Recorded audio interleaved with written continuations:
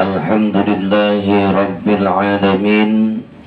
Wassalatu wassalamu ala ashrafil anbiya'i wal mursalin Sayyidina wa maulana Muhammadin wa ala alihi wa sahbihi ajma'ina amma ba'du. Qala Allah ta'ala fi kitabihil karim wa huwa asdaqul qa'ilina a'udzu billahi minasy syaithanir rajim. Bismillahirrahmanirrahim. Inna salata kanat 'alal mu'minina kitaban mawquta. Wa qala Allah ta'ala aidan inna salata tanha 'anil fahsya'i wal munkar. Shadaqallahul 'azim. Yang sama-sama kita muliakan, kita hormati keluarga besar daripada almarhum Bapak Mu'zizat bin Bapak Sugandi, yang mudah-mudahan kesemuanya diberikan kesehatan oleh Allah Subhanahu wa Ta'ala. Amin. Allah panjangkan umurnya, Allah luaskan rezekinya, bahagia selamat dunia dan akhiratnya, amin ya rabbal alamin.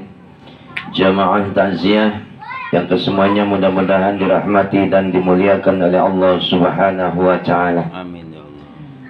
Di malam yang ketujuh ini sedikit nasihat buat kita kesemuanya, pelajaran tentang ibadah yang namanya sholat. Walaupun kita tahu yang namanya ibadah sholat adalah satu ibadah yang punya hukum wajib untuk kita laksanakan, untuk kita kerjakan.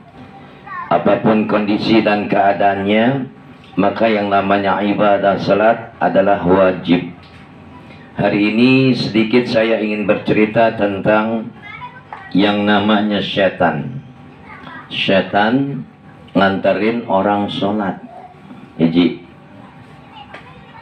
setan nganterin anak muda sholat. Ada apa Pak Ustadz? Ya, dalam satu kisah diambil dari kisah yang terdahulu, artinya zaman dahulu. Ada seorang anak muda, dia berangkat sholat subuh berjamaah di masjid. Ini seperti biasanya dia ibadah sholat subuh berjamaah ke masjid. Sebelum dia berangkat tuh dia mandi. Ya, mandi pagi sehat Pak. Mandi, lantas dia pakai pakaian yang bagus, yang rapi. Dia pakai tuh yang namanya minyak wangi. Anak muda, ada anak muda di sini banyak, insya Allah. Banyak Pak Ustaz. Alhamdulillah. Anak muda berangkat ke masjid untuk ibadah sholat subuh berjamaah. Dia mandi, dia pakai pakaian yang bagus, yang rapi, dia pakai minyak wangi. Berangkatlah dia menuju masjid. Bismillah biniyatil ibadah. Bismillah, bismillahi tawakkaltu ala Allah, la haula wala quwwata illa billah. Tuh Pak, kalau mau berangkat ya, ibadah niatnya. Berangkat menuju masjid, di tikungan tiba-tiba dia jatuh. Karena saat itu kondisinya nggak kayak zaman sekarang. Waktu itu gelap ya, jalan seadanya, becek, jatuh terpleset, kemudian kotor bajunya. Apa yang dia lakukan? Berangkat lagi ke masjid atau kembali pulang ke rumah kira-kira? Kembali pulang ya. Subhanallah, dia pulang ke rumah. Dia buka bajunya, dia mandi lagi Pak. Dia mandi lagi, dia pakai baju yang rapi lagi, dia pakai minyak wangi lagi, cakep. Subhanallah.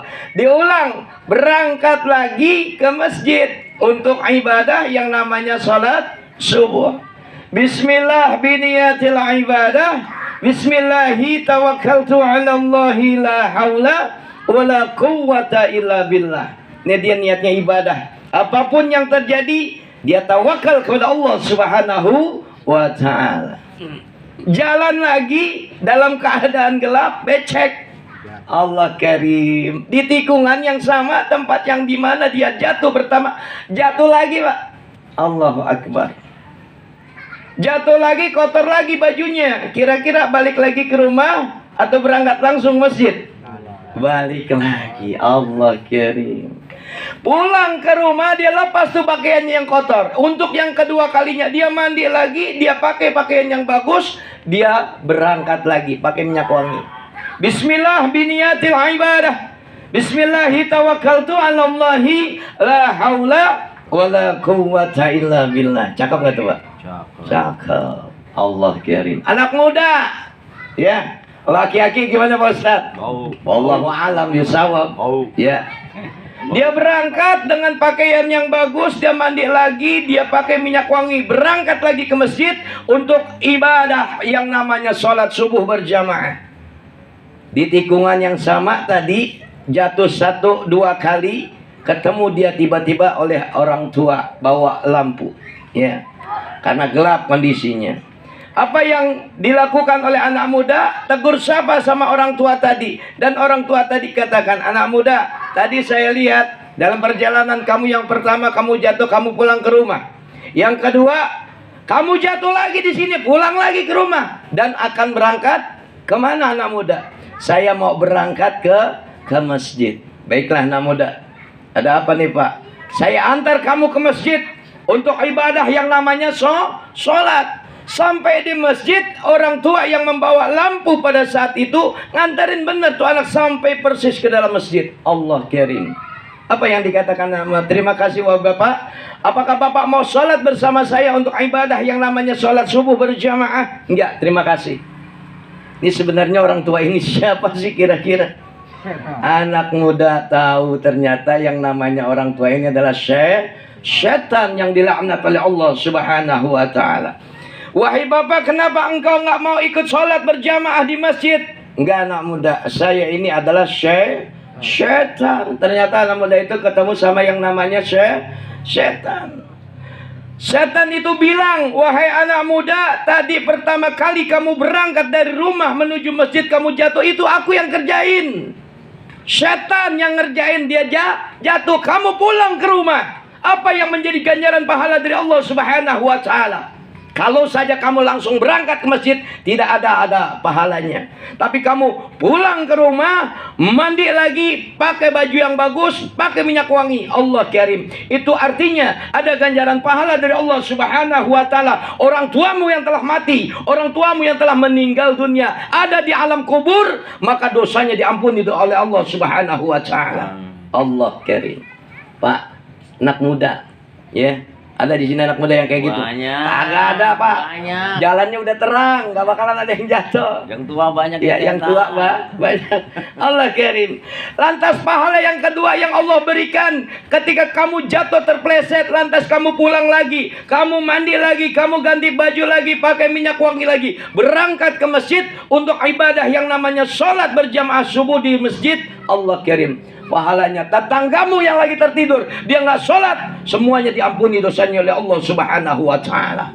Enak banget ya, tidur lepas sholat subuh, tapi dosanya diampuni oleh Allah Subhanahu wa ta'ala. Lantaran apa? Lantaran anak muda yang tetap istiqomah untuk ibadah kepada Allah dengan rapi dan bagus bajunya. Allah kirim. Aku nggak mau terjadi lagi untuk yang ketiga kalinya. Nggak lagi aku jatuhkan kamu, aku antar kamu ke dalam masjidnya Allah Subhanahu wa ta'ala untuk ibadah yang namanya sholat subuh berjamaah. Nggak aku kerjain lagi wahai anak muda. Kenapa? Kalau kamu jatuh lagi untuk yang ketiga kalinya, lantas kamu pulang ke rumah dan kamu mandi lagi, kamu pakaian bagus lagi, pakai minyak wangi lagi, kamu berangkat lagi ke masjid, ada pahala yang luar biasa dari Allah Subhanahu wa ta'ala. Kalau itu aku lakukan dan kamu lakukan, maka dosa satu kampung diampuni oleh Allah Subhanahu wa ta'ala. Allah kirim. Tuh Pak, ganjaran pahala luar biasa. Lihat bagaimana Allah Subhanahu wa ta'ala katakan di dalam ayatnya, ketika kita berangkat sholat subuh berjamaah di masjid, aqimis sholata lidzuluqis syamsi ila ghasaqil laili wa tahajjat bihi nafilatan. Aqimis sholata lidzuluqis syamsi ila ghasaqil laili wa qur'anal fajr inna qur'anal fajri kana mashhuda. Siapapun kita, orang-orang yang beriman kepada Allah Subhanahu wa taala, ketika niat ibadah salat subuh berjamaah ke masjid, maka di sana disaksikan oleh malaikat-malaikatnya Allah Subhanahu wa taala. Karena Allah saat itu akan turunkan malaikat. Allah turun pada permukaan bumi yang paling dekat sekali dengan kepala kita. Allahu Akbar.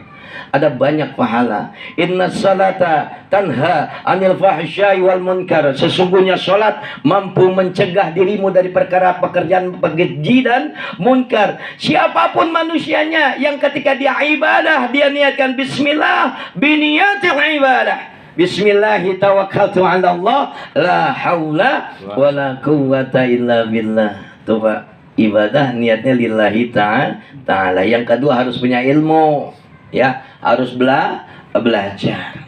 Ya, kul katakan Muhammad, ya, hal yastawil ladzina ya'lamuna wal ladzina la ya'lamun. Apakah sama wahai Muhammad mereka orang-orang yang berilmu dengan mereka orang-orang yang tidak berilmu?